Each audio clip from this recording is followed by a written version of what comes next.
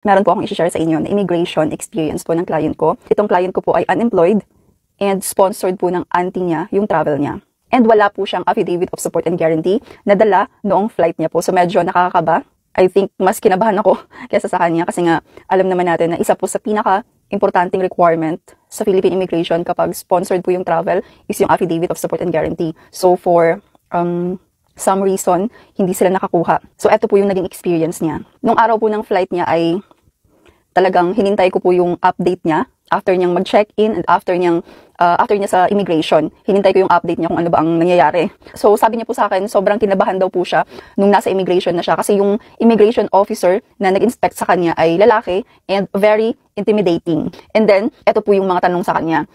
Kung ano daw po yung gagawin niya sa Germany, sponsored ba yung trip niya, and kung kaano-ano na yung sponsor niya, and bakit yung auntie niya yung nag-sponsor sa kanya.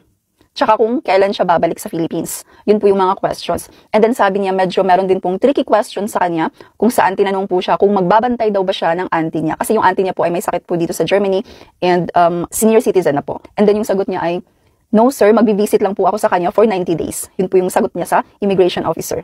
And then sabi niya dito talagang tinry niya na wag masyadong kabahin. Parang nilabanan niya po talaga yung kaba niya para masagot niya ng maayos yung immigration officer. Isa po talaga yun sa tip ko sa mga magpa-flight na hanggat maaari labanan niyo po yung kaba niyo. So normal lang talaga na kabahan pero wag kayong magpapatalo sa kaba kasi nga possible na mame-mental block po kayo at hindi niyo na po sila masagot ng maayos. And isa pa kapag nakikita talaga ng officer na sobrang kabado kayo, makikita nila yon sa body language or parang galaw ng katawan nyo, makikita nila kung kinakabahan ba talaga kayo. And kapag ganun, ay mas lalo kayong parang mas gaganahan silang magtanong ng sobra sa inyo kasi nga parang maiisip nila meron kang tinatago or hindi ka nagsasabi ng totoo kasi nga sobrang kinakabahan ka.